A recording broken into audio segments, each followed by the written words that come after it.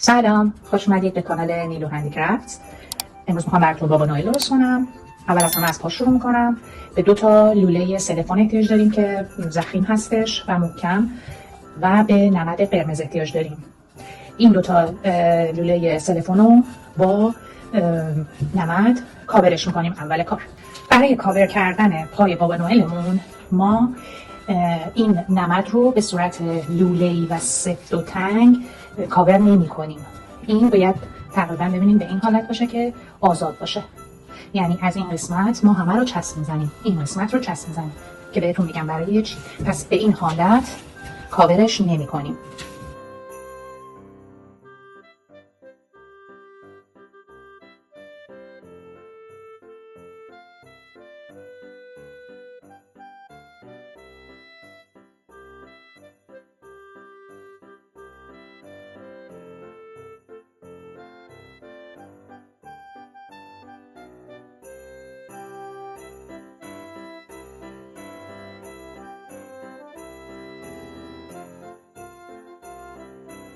خب اینم کاور ما آماده شد. ببینین این لوله سیلیکون رو داخلش انداختم، انقدر آزاد، و سیلیکون ما تا اینجاست، یعنی اینقدر اضافه من گذاشتم فقط به خاطر اینکه چون این شلوار بابا نوئله و من اینو میخوام چین بدم، کفش درست کنم براش چین بدم، شلوارش باید تقریبا گشاد باشه. اگه کیپ سیلیکون باشه به هیچ عنوان نمیتونیم چین بدیم، به این حالت باید باشه. مرحله بعدی ما به مقوای ضخیم احتیاج داریم برای کفش بابا نوئل که من از جعبه کفش استفاده میکنم چون مقواش ضخیم تره. یه جعبه‌ای که نمیخوان از اون میتونین شما استفاده کنین. برای کفش بابا نوئلمون ما روی مقوا 2 تا دایره میکشیم، یکی حالا با لیوان بزرگتر و یکی با لیوان کوچیک‌تر. به این صورت 2 تا دایره کنار هم. حالا میخواین از کاسه استفاده کنین، از پربار استفاده کنین، هم 2 تا دایره احتیاج داریم و برشش میزنیم. من اون 2 تا دایره رو برش زدم به این صورت. ببینید یه ذره از بالاتر برش زدم.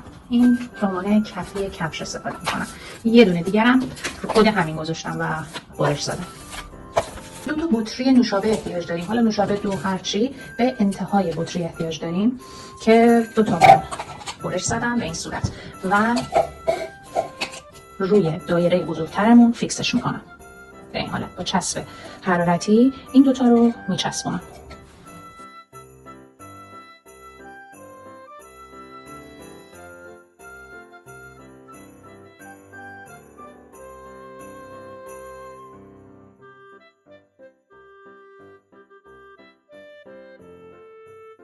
ما الان پای بابا نوئلمون رو بدون اون کاورش، بدون شلوارش میچسبونیم به این دایره کوچیکتر.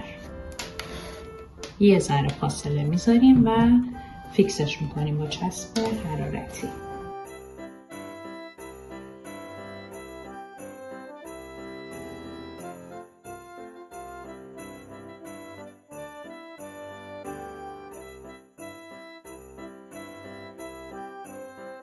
توی این مرحله این کاوری که از نمد درست کرده بودیم و به عنوان شلوار پای بابا نوئل می‌کنیم به این حالت.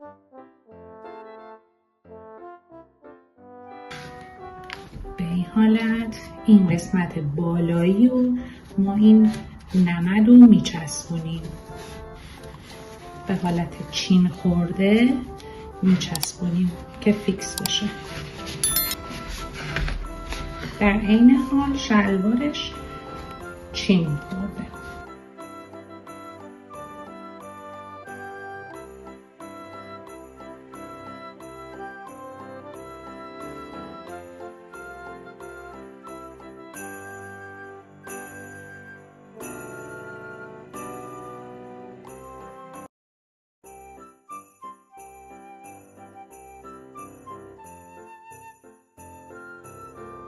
خب برای کاور کردن کفش بابا نوئلمون به نمد مشکی احتیاج داریم که به این حالت ما کاورش میکنیم.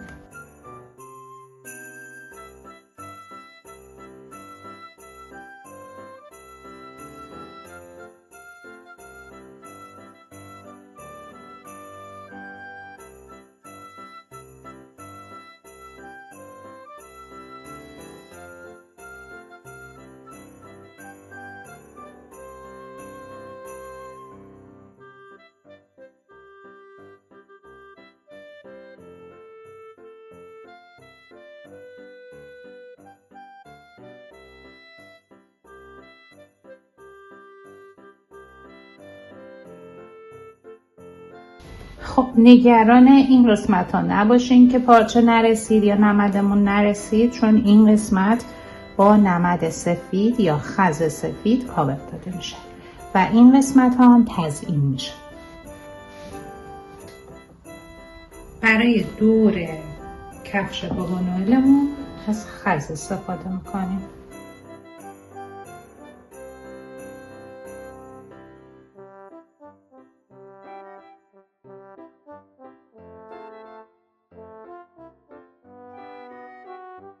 اینم از پای بابا نوئل. میریم برای تنه بابا نوئل.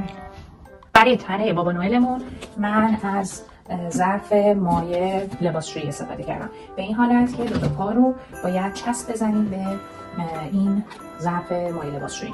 ولی قبل از اینکه بخوایم اینو چسب بزنیم، یه تیکه مقوا اندازه ته خود این ظرفمون می‌بریم، مقوا رو میچسبونیم روی این ظرف تا این دو تا پا خیلی راحت تر به اون مقوا بچسبن. به خاطر اینکه این زیر این ظرف من برجستگی‌هایی داره که خیلی خوب ممکنه نچسبه، پس من از مقوا اینجا استفاده میکنم.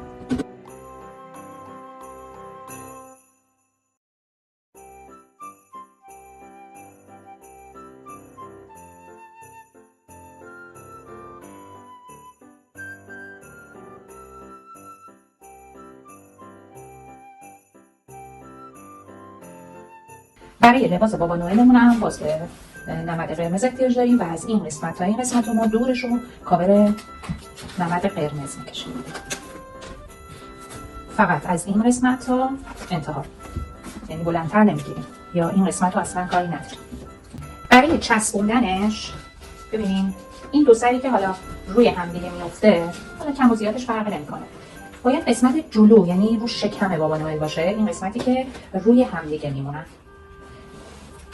یعنی این قسمت رو نذاریم برای تنه پشت بابا نوئل، این برای جلو باید چسبید، یعنی جلوی بابا نوئل باشه. خب من چون میخوام یه ذره بابا نوئلم شکم داشته باشه، یه مقدار پنبه میذارم و به این صورت نمد رو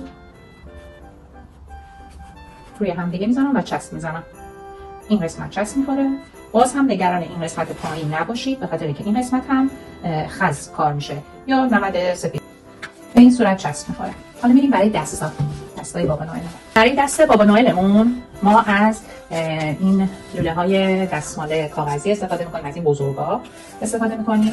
برای کاور کردنش از نمد قرمز استفاده میکنیم و بزرگتر میگیریم، به خاطر اینکه اگر فیکس بگیریم اینو ما احتیاج به چین دادن نداریم، ولی اگر فیکس بگیریم اینو و اینقدر کوتاه بگیریم، دستش نسبت به تنه و پاهاش کوتاه‌تر میشه، چون ما این دست رو بالا باید بذاریم، کلاهی که میاد کاورش کنه دستش کوتاه میشه. پس ما این نمد رو بزرگتر میگیریم به این حالت. برای اینکه این لوله دستمال کاغذیمون به نمدمون بچسبه، یک قسمت رو من از داخل چسب زدم، چسب حرارتی زدم و یک طرفش رو چسبوندم. الان برای چسبوندن به تنه بابا نوئلمون این قسمتی که درز داره روی هم اومده به قسمت تنه میچسبه، یعنی به پهلو میمونه به این صورت.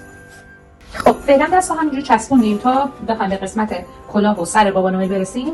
بقیه این قسمت بالای تنه رو میگم که چیکار بکنیم. فعلا این درز رو ما میخوایم با خز یا نمد سفید این قسمت رو کاور کنیم و کمربند مشکی براش بذاریم.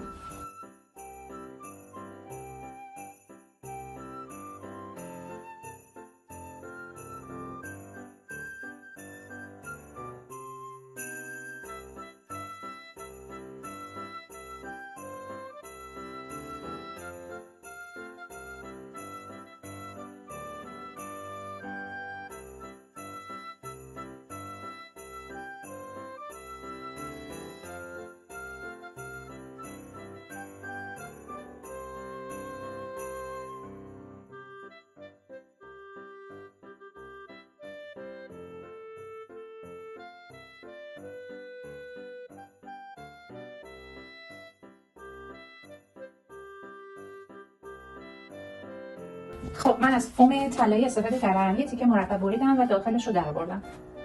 اینم به این صورت اینجا چسب میزنیم.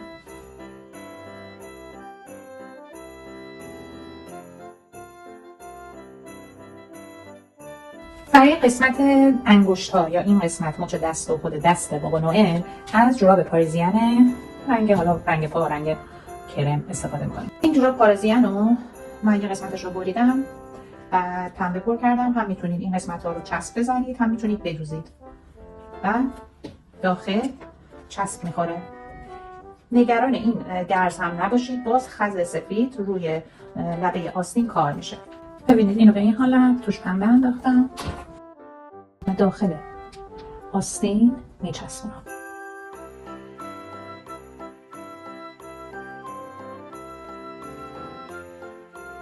قسمت دور آستین هم خز میخوام.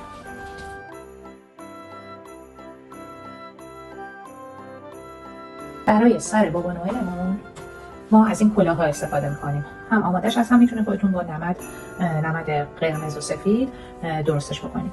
برای چسبوندن کلاه به تنه بابا نوئل ما اول میایم این قسمتایی که آزاد بوده رو میچسبونیم، فیکسش میکنیم و بعد کلاه رو روی تنه میکشیم.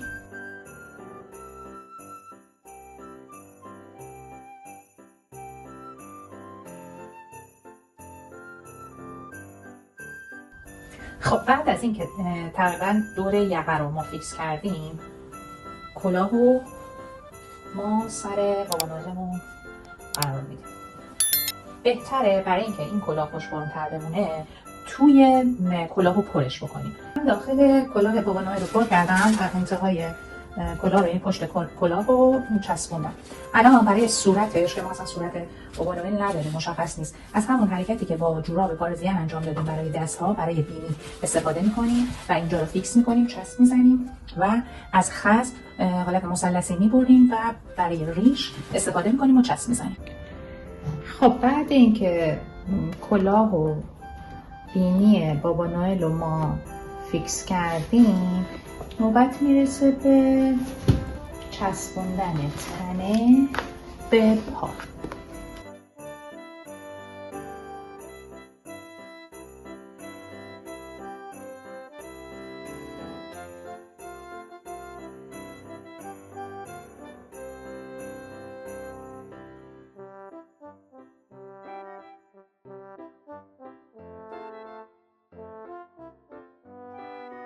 برای تزیین روی کفش من از این مفتولا رنگ سبزش رو میتونید طلایی یا رنگ کریسمسی استفاده کنیم و بچسبونیم این دوتا قسمت که مشخص نشه.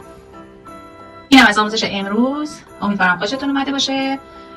کانال رو لطفاً سابسکرایب کنید، لایکتون نره تا یه انرژی بشه بر من بتونم ویدیوهای دیگه براتون بسازم. خداحافظ.